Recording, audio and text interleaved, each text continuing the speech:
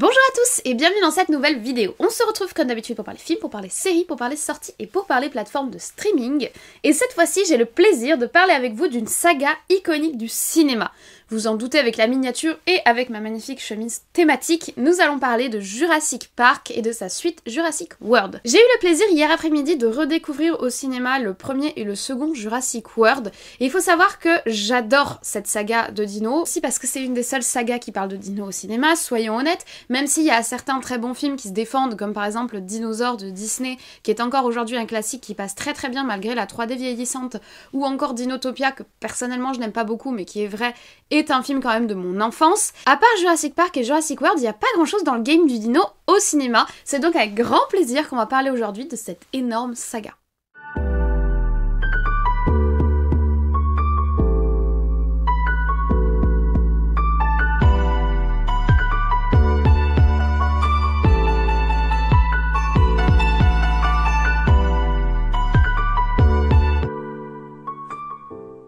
Alors, Jurassic Park, c'est une saga qui débute en 93 sous la caméra de Spielberg et dont le dernier opus sort cette année et même cette semaine puisque Jurassic World 3 Dominion sort mercredi au cinéma. La saga est divisée en deux trilogies, la première trilogie qu'on appellera la trilogie originale, la trilogie Jurassic Park, et la seconde trilogie qui s'inscrit dans le fameux mouvement de 2010 des séquelles, préquels, remake et reboot, voilà, qui est Jurassic World, qui pour le coup est un séquel, donc une suite. Mais avant tout ça, Jurassic Park c'était un livre. C'est sous la plume de Michael Crichton que va naître le monde de Jurassic Park et le parc des dinosaures comme on le connaît aujourd'hui. Le premier livre sort en 1990, il va d'ailleurs taper dans l'œil de Spielberg qui va faire des pieds et des mains pour que les droits du livre soient achetés. Il va être acheté 1,5 million de dollars quand même, ce qui est énorme pour l'époque. Le second livre va sortir en 95, Le Monde Perdu. Il n'y a par contre que 2 romans que Michael Crichton a écrits. Tout le reste qui a été développé pour le cinéma, que ce soit l'histoire de Jurassic Park 3 ou notre nouvelle trilogie Jurassic World, ce sont des inventions uniquement pour le cinéma. Au-delà de cela, Michael Crichton, c'est quand même un écrivain qui a quand même pas mal été adapté au cinéma. Il est d'ailleurs derrière la série Westworld, puisqu'il a écrit en 1973 le livre Monde Ouest, qui va inspirer la série Westworld, qui est dirigée par le frère de Christopher Nolan. Alors, Jurassic Park, le premier film sort en 1993, comme je vous l'ai dit, il va être réalisé par Spielberg. Spielberg, c'est déjà un réalisateur très connu et reconnu à cette époque. Il s'est d'abord fait remarquer en 71 avec son film Duel, qui était même pas prévu pour sortir en salle, puisque c'est un espèce de petit court-métrage, un petit peu fin d'études, mais le film était tellement original qu'il va vraiment marquer les gens, qu'il va sortir au cinéma, c'est aujourd'hui un grand classique. Il a ensuite réalisé Les Dents de la Mer, son film iconique, Les Aventuriers de l'Arche perdue, le premier Indiana Jones, ou encore E.T., et en 93, en même temps que va sortir Jurassic Park, il sort également l'un de ses plus grands films, l'un de ses plus tristes aussi, qui est La Liste de Schindler. Moi j'adore ce film, j'aime beaucoup Spielberg comme réalisateur, j'aime vraiment beaucoup ce qu'il fait, j'aime son regard cinématographique et j'adore son premier film Jurassic Park. Il a bercé mon enfance. Je pense que c'est un rêve éveillé pour beaucoup de monde. Le dino, ça a fait fantasmer toutes les générations d'enfants. C'est complètement imaginaire, le dinosaure, on n'en a jamais vu, on ne voit que leurs ossements, on ne peut que les imaginer à travers des livres. Et là, dans le film Jurassic Park, on a des dinosaures en vrai, à l'image, on a des humains qui interagissent avec eux, on a la peur, si vous voulez, du T-Rex. Vraiment, je pense que le premier film, ça a été un renouvellement énorme, et c'est pour ça qu'il est devenu aussi iconique, pas seulement de par la qualité de réalisation, la qualité des effets spéciaux, etc., mais aussi parce que c'est enfin du dino à l'écran, IRL si vous voulez, on peut les voir, ils sont palpables, en plus il y a tout ce art de l'animatronics qui a été développé pour le premier film. Ils ont engagé Stan Winston qui est le grand maître de l'animatronics, il a notamment travaillé sur le premier animatronics au cinéma qui est dans The Thing de Carpenter, il a travaillé sur Alien 2 avec Cameron, il a également travaillé en 87 sur Predator, c'est le maître de l'animatronics et il va travailler avec la saga, toute la première trilogie Jurassic Park. Ces animatronics sont magnifiques et on les allie avec les premiers effets spéciaux numériques. Spielberg va demander des conseils à son ami George Lucas. Vous le connaissez peut-être, il a réalisé un tout petit film qui s'appelle La Guerre des Étoiles. Pour faire simple, ils vont allier les technologies modernes qui ont notamment été développées pour Star Wars, les nouvelles technologies qui sont en train d'arriver au début des années 90 et les animatroniques pour vendre un film extrêmement physique, extrêmement réel, qui va devenir un succès énorme. Avec un budget de 63 millions de dollars à la base, le premier Jurassic Park va dégager une recette phénoménale. Il représente 555 millions de dollars à l'international. Pour l'époque, c'est un énorme succès. Et c'est d'ailleurs un des plus gros succès de Spielberg à cette époque-là. Donc c'est dire à quel point ce film va être impactant. Il va a aussi gagné 3 Oscars, dont notamment celui des meilleurs effets spéciaux, pour une histoire qui est somme toute plutôt simple. Que nous raconte le premier Jurassic Park, il est temps qu'on en parle. Nous sommes sur l'île de Isla Nublar, dans un petit moustique. Hammond et ses scientifiques, donc Hammond c'est un milliardaire, ils ont découvert l'ADN dans le sang qu'avait absorbé le moustique, piégé dans l'ambre, ils ont trouvé l'ADN d'un dinosaure. Et ça va le permettre, grâce au développement des technologies modernes, de cloner ce dinosaure et de le ramener à la vie. Ils décident de renouveler l'expérience, de chercher dans les ossements, etc., les ADN d'autres dinosaures, et d'ouvrir un parc à thème pour faire découvrir ces créatures au monde entier. C'est le parc de Jurassic Park. Malheureusement, ce parc n'ouvrira jamais au grand public puisque les premiers visiteurs vont expérimenter une petite défaillance technique dans le réseau électrique qui va faire que les dinos vont s'échapper et ils vont donc se retrouver confrontés à eux, piégés sur cette île avec des créatures du Crétacé et du Jurassique qui sont, on va dire, légèrement dangereuses. Pour être sûr de bien respecter l'œuvre originale, Michael Crichton, donc l'auteur original de Jurassic Park, va travailler sur le scénario avec David Cups. Ils vont s'entourer d'un casting qui va devenir iconique, notamment avec Laura Dern qui va jouer Ellie Sattler, mais également Jeff Goldblum qui va jouer Ian Malcolm, ou encore Richard Attenborough qui va jouer John Hammond. Ce casting, c'est le casting iconique. Vous allez voir que de temps en temps, on va les revoir à l'écran. Que ce soit grâce à la réalisation très efficace de Spielberg, grâce à l'équipe phénoménale sur les effets spéciaux, grâce à la thématique, le film est un énorme succès. Et qu'est-ce qu'on fait quand un film est un énorme succès? On fait une suite. Pour surfer sur la vague du logo, de la musique iconique et des dinosaures, en 97 va sortir Jurassic Park 2, Le Monde Perdu. On s'inspire directement du deuxième livre de Michael Crichton. Là encore, on engage Michael Crichton pour travailler sur le scénario par rapport à un respect de l'œuvre originale, même s'il faut le dire, les films sont bien plus épurés que les livres. Les livres sont beaucoup plus violents et beaucoup plus sombres. Pour les films, on essaye de vraiment rendre ça grand public. Le but, c'est que ce soit une expérience pour petits et grands, on va dire, très familiale, même si on est dans la démarche, en tout cas pour le 2, du bigger and louder, donc plus gros et plus bruyant si vous voulez, que Spielberg va développer pour Jurassic Park et qui va devenir un thème récurrent des différents films. On essaye quand même de proposer des films qui soient tout public, donc on passe un petit peu les scènes trop violentes du livre. Pour adapter ce deuxième opus, on reprend la même équipe et on recommence, que ce soit aux effets spéciaux, à la réal, au scénario. Par contre, au niveau du casting, tout le monde ne revient pas. Seuls Jeff Goldblum et Richard Attenborough, je trouve qu'ils ont des noms atrocement difficiles à prononcer, reviennent au casting. Donc on oublie Ellie Sattler ou Alan Grant, là on se retrouve uniquement avec Ian Malcolm et Monsieur Hammond. Dans ce second film, que se passe-t-il? Nous sommes 4 ans plus tard, la première île, Isla Nublar, est un rêve perdu, mais il y a une seconde île, Isla Sorna, et sur cette seconde île, autour de cette seconde île, il va y avoir un conflit entre le milliardaire John Hammond, qui lui souhaite faire en sorte que ces animaux vivent libres, déjà fiers d'avoir ramené à la vie les dinosaures, et il souhaite leur laisser une grande liberté, les laisser tranquilles en fait, et de l'autre côté on va voir son neveu, qui lui souhaite sauver en fait l'entreprise, sauver le travail. Il s'allie d'ailleurs avec InGen Tech, donc l'entreprise qui travaille sur l'ADN, souhaite récupérer les dinosaures pour les vendre sur le continent et les faire redécouvrir au plus grand monde. On est en gros face à un côté protection de la nature, protection des dinosaures, versus dégager du profit économique. Si le scénario ne va pas forcément ravir les foules, le film est encore techniquement extrêmement agréable à regarder, les animatroniques sont toujours de qualité, les effets spéciaux également, et le public est au rendez-vous parce qu'il y a le logo Jurassic Park, parce qu'il y a la musique, parce qu'on veut savoir, parce qu'on veut en savoir plus en fait sur cet univers de dinosaures qui a fait rêver petits et grands quelques années avant au cinéma, et le film est encore une fois un succès au box-office. Sur un budget de base de 73 millions de dollars, le film va dégager 618 millions de recettes, ce qui est énorme. Et on fait même un plus gros succès économique que le 1, même si dans l'absolu le film n'a pas forcément beaucoup plus plu, il a beaucoup plus fait vendre de tickets, mais aussi de merchandising qui a été développé autour de Jurassic Park, les t-shirts, etc. C'est-à-dire que Jurassic Park, ça devient vraiment un phénomène iconique des années 90, ça devient un logo, ça devient vraiment une image, quelque chose que tout le monde connaît, et c'est encore le cas aujourd'hui d'ailleurs. Jurassic Park, même une personne qui n'aime pas le cinéma, qui n'aime pas la science-fiction, qui n'aime pas les dinosaures, tout le monde sait ce que c'est, même s'ils n'ont pas forcément vu le film en fait. Ils connaissent le logo, ils connaissent peut-être la musique, et ils savent à peu près que ça parle de dinosaures et que c'est une sorte de parc à thème.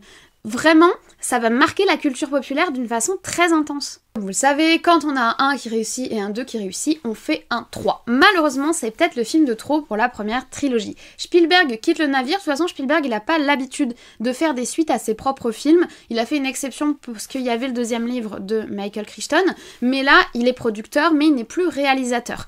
Il y a également Michael Crichton qui va partir du projet, tout simplement parce qu'il a plus de livres à offrir.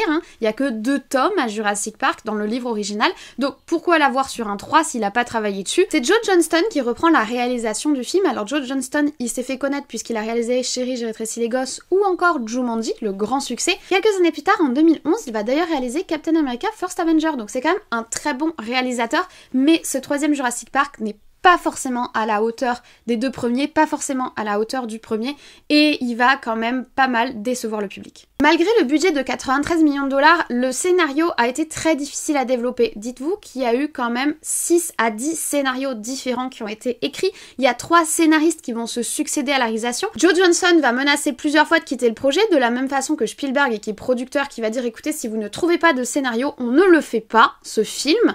Les maisons de production vont quand même faire pression, et ce troisième film va sortir en 2001. Au niveau du scénario, c'est assez bancal. La première île est toujours inaccessible, la seconde est interdite au public, les animaux, enfin les dinosaures, ils vivent en liberté, mais il y a du tourisme illégal qui se fait pour approcher les bêtes, et un couple de parents qui s'inquiètent pour leur petit garçon qui est allé là avec son beau-père, approche Alan Grant, oui, c'est le grand retour de Alan Grant dans la saga Jurassic Park, pour lui avoir des conseils, etc. En gros, ils le manipulent en lui disant qu'ils vont seulement survoler l'île, mais leur but c'est de se poser sur l'île pour retrouver leur petit garçon, et ils vont finalement s'écraser sur l'île, hein, voilà, en plein milieu de la jungle. Donc on passe directement sur un mode survie en pleine jungle du Jurassique. Honnêtement, le film est celui que j'aime le moins de la trilogie originale. Il est sympa, je veux dire, on a toujours une efficacité visuelle, mais l'histoire est vraiment tarabiscotée en fait, et on s'éloigne vraiment du concept de base, c'est-à-dire que moi ce qui me plaisait c'était le côté parc, le côté effectivement danger, découvrir des nouvelles espèces, mais là on commence à s'éloigner, on sent qu'au niveau du développement des personnages ça patine, bref ce troisième film n'est pas forcément une réussite. Bien que ce soit le plus faible de la saga, il va quand même faire 368 millions de recettes, donc en soi, Jurassic Park fait toujours vendre. Mais c'est plus faible rendement, met à mal la potentielle suite qu'avait prévue Spielberg et auquel il commençait à penser. Cette suite, finalement, on va complètement oublier le projet, puisqu'en 2008, malheureusement, Michael Crichton, donc le créateur original de la saga, décède, et également Stan Winston, qui est derrière les animatronics. Ces 2 décès successifs en 2008, paix à leurs âmes d'ailleurs, vont conduire Spielberg à enterrer le potentiel projet de faire un Jurassic Park 4. C'est la fin de la première trilogie, mais heureusement ou malheureusement pour nous, 14 ans plus tard, Jurassic Park revient sur le devant de la scène au cinéma avec la nouvelle trilogie Jurassic World. Alors déjà, si on pose le contexte, en 2010, on est, comme je vous l'ai dit, en pleine période des reboots, remakes, où on essaye de faire renaître de vieux succès de Hollywood pour essayer de vendre de nouveaux films. Est-ce que c'est parce qu'il y a un manque d'imagination? Est-ce que c'est une demande nostalgique du public? Je vais pas développer ça ici, c'est pas le sujet, mais en tout cas, Jurassic World va pleinement s'inscrire dans cette mouvance où on récupère des succès passés et on essaye de les remettre au goût du jour pour les faire découvrir à de nouvelles générations ou que sais-je. En tout cas, c'est exactement ce qui se passe avec Jurassic World. Et là, le projet est supra ambitieux puisqu'on oublie complètement la seconde île et Jurassic Park 2 et 3, on repart sur Isla Nublar, mais cette fois-ci on va proposer un parc qui fonctionne, qui est ouvert et qui reçoit du public. C'est le pitch du premier Jurassic World. Nous sommes donc dans un parc qui fonctionne depuis plusieurs années et qui dégage de gros bénéfices, mais un parc qui doit toujours surprendre plus ses spectateurs, qui doit toujours aller chercher le frisson supplémentaire, le dino plus grand avec plus de dents comme ils le disent si bien. Là encore on retrouve un petit peu la politique Spielberg, c'est-à-dire plus gros, plus fort, c'est-à-dire que chaque fois il faut qu'il y ait un nouveau dinosaure encore plus terrifiant que le précédent. C'est presque un running gag à ce niveau-là dans la saga Jurassic Park. Et là, dans le parc Jurassic World, ils ont créé l'Indominus Rex, le truc qui a le nom le plus pourri de tout. Faut mieux en rester aux dinosaures nommés par des spécialistes de dinosaures, parce que clairement, Indominus Rex, c'est ridicule.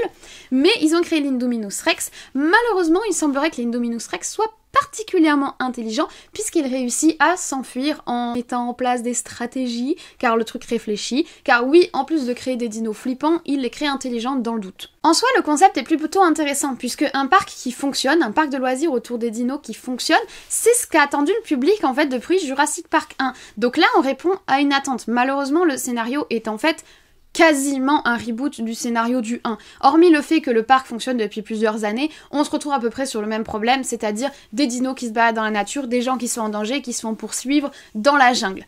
Ce qu'on a en plus, c'est les effets spéciaux. Alors on met quelques animatronics en hommage au premier film, notamment avec la mort d'un Pachi. Je sais plus comment il s'appelle les longs coups, mais on a notamment la mort d'un long coup avec un animatronics, donc je trouve ça bien de faire des petits clins d'œil aux anciennes technologies, même si personnellement je promeux vraiment le retour des animatronics et je promeux vraiment le fait qu'on retravaille dessus, qu'on les modernise et qu'on nous les ramène à l'écran, mais bon ça c'est encore autre chose. On nous remet de l'animatronique, mais on nous met surtout des effets spéciaux à tire-larigot. Le parc est magnifique, mais il est entièrement en CGI. C'est pas forcément une critique, je suis pas contre le fond vert et les effets spéciaux, je suis pas contre la CGI quand c'est nécessaire. Là effectivement, des dinosaures on n'en a pas en vrai, donc il va bien falloir les créer. Et c'est vrai que le plus efficace et le plus rapide c'est de les créer par ordinateur. Mais c'est vrai que j'aurais peut-être aimé qu'ils mettent un petit peu plus d'animatronique, ne serait-ce que pour l'hommage envers la saga, mais également parce que ça donne quelque chose de physique.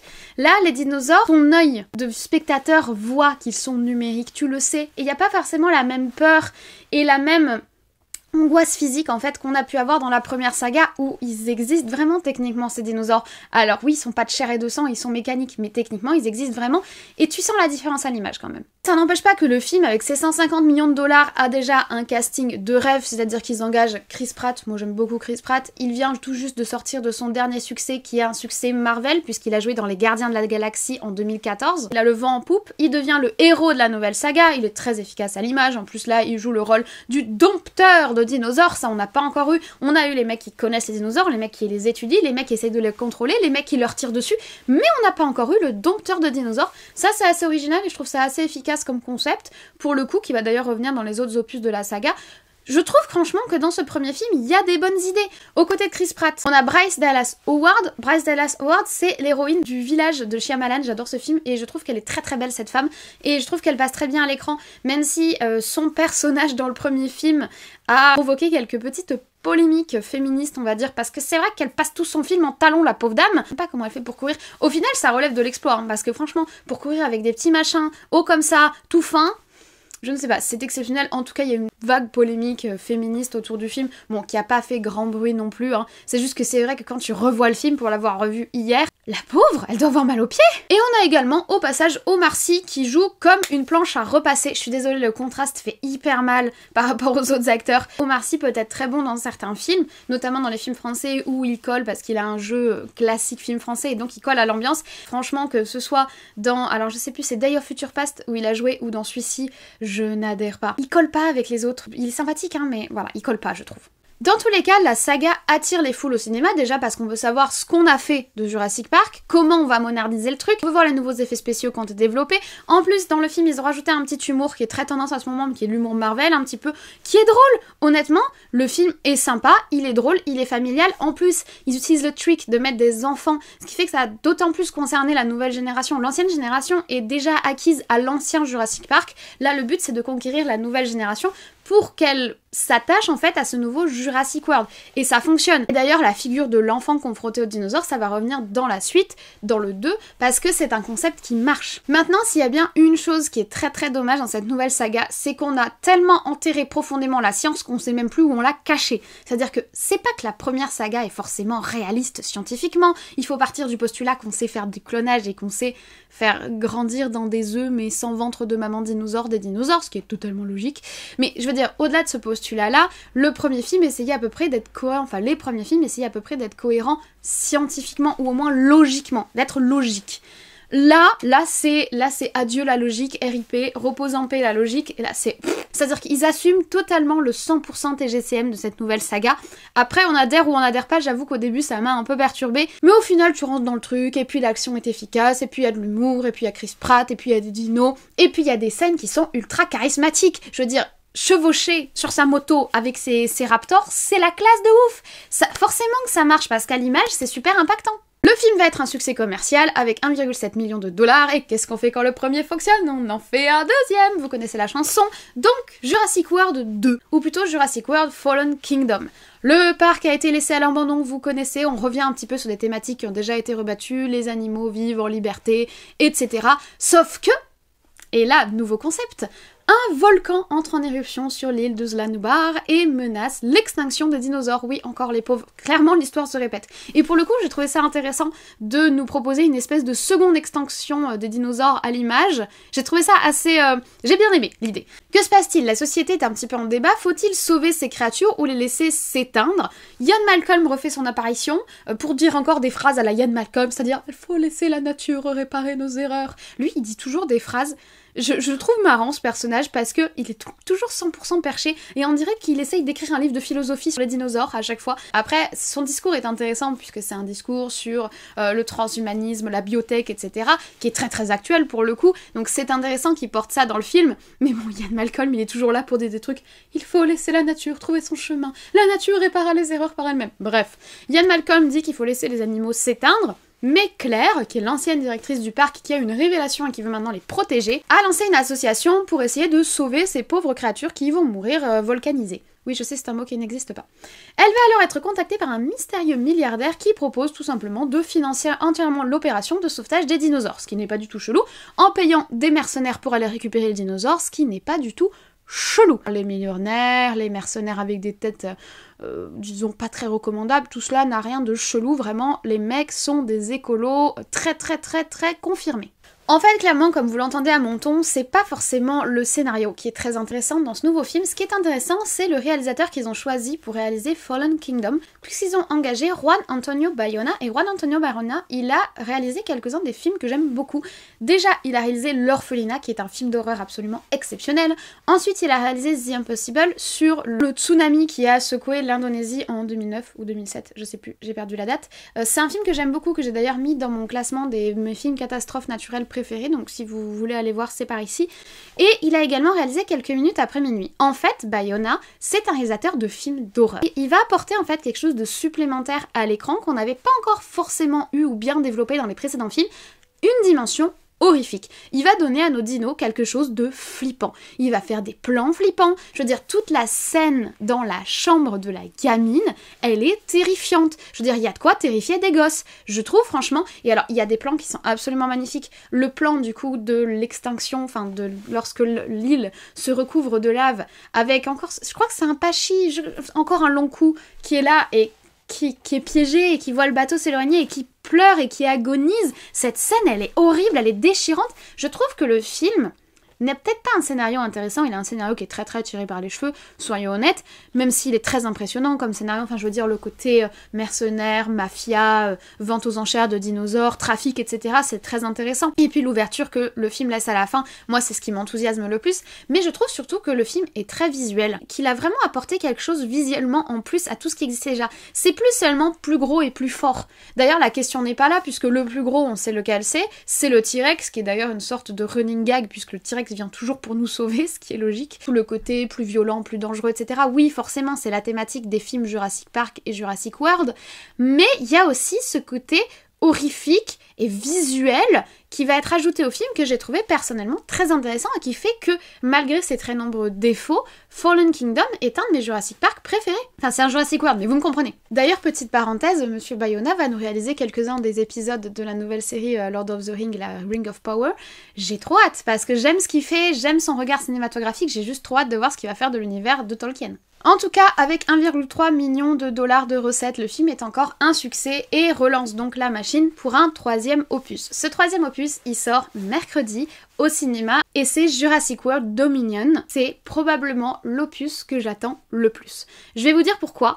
Tout simplement parce que des dinos enfermés, on en a eu. Des dinos dans des parcs, on en a eu. Des dinos dans la jungle en train de poursuivre des gens coincés sur une île, on en a eu. Par contre, on n'a encore jamais vu la collaboration, la coopération, le fait de vivre au même endroit entre des dinos et des hommes. Et c'est ça que nous offre ce dernier film. Et pour le coup, je trouve que, en tout cas sur le concept qui promet, parce que je ne l'ai pas encore vu, sur le concept qui est promis, c'est de cette nouvelle saga le film qui est le plus innovant. C'est-à-dire que Jurassic Park 1 sera indétrônable. Jurassic Park 1, pour l'aura, pour l'icône, pour l'âme qu'il y a dans ce film, est indétrônable. Mais on a un premier film iconique et depuis 5 films, on tente de d'apporter quelque chose, c'est-à-dire que dans le second on a tenté d'apporter le côté animaux sauvages, dans le troisième on a tenté d'apporter le côté survie dans la jungle, dans ces deux-là on a tenté soit d'apporter le parc qui fonctionne, soit d'apporter un côté horrifique, et là ce qu'on va nous apporter, c'est du Dino en liberté. Et je suis désolée, quand j'ai vu la bande-annonce du 3,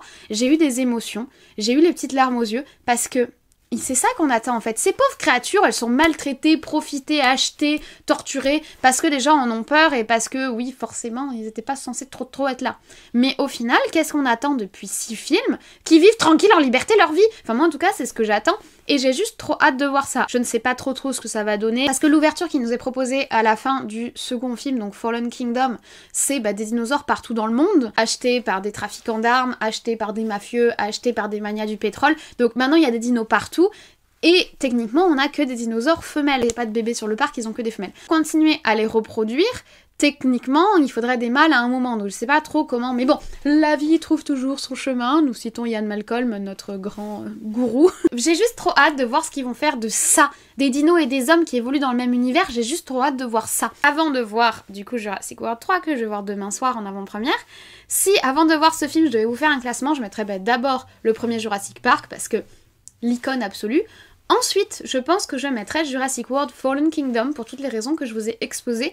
Ensuite, Jurassic World normal, enfin le premier de la nouvelle trilogie, et ensuite Jurassic Park 2 et Jurassic Park 3, parce que vraiment j'ai eu du mal avec les suites de la première trilogie. Vous serez pas tous d'accord avec moi, j'en ai conscience, et probablement que celui qui va sortir va bouleverser mon classement, ou alors ce sera le plus nul de tous. J'ai des attentes, et on sait comment ça se passe quand j'ai des attentes, je suis souvent déçue. Mais en tout cas, je suis ravie d'être revenue avec vous sur cette saga Jurassic Park et Jurassic World. C'est une des sagas du cinéma les plus connues, les plus iconiques, et c'est surtout la seule saga qui parle de dinosaures, et ça fait quand même plaisir de voir du dino au cinéma. N'hésitez pas à me faire votre propre classement des films Jurassic Park et Jurassic World en commentaire, n'hésitez pas à me dire si vous attendez ce nouvel opus, est-ce que vous avez aimé la nouvelle trilogie. Personnellement, je l'ai pas détesté, je trouve que c'est une suite assez honnête, ça a pas l'âme du premier, mais ça n'aura jamais l'âme du premier, c'est ça qu'il faut comprendre avec les suites, c'est que ça ne sera jamais à l'égal du premier succès. Personnellement, je trouve que les deux premiers films de Jurassic World sont meilleurs que Jurassic Park 3 par exemple, que je n'ai pas du tout apprécié, mais ça dépend vraiment des goûts. Donc voilà, j'ai juste vraiment hâte de voir le troisième opus de Jurassic World, j'ai juste vraiment hâte d'aller au cinéma retrouver les dinos,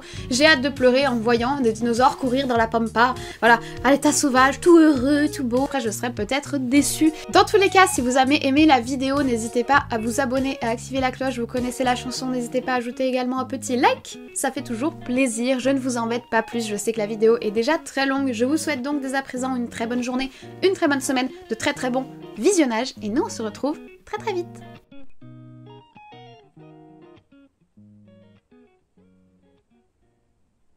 Quelques années plus tard, en 2011, il va même réaliser un tout petit film, là encore, qui est... Quelques années plus tard, en 2011, il va d'ailleurs réaliser... Quelques années plus tard, en 2011, il va d'ailleurs réaliser Captain America... First Avenger.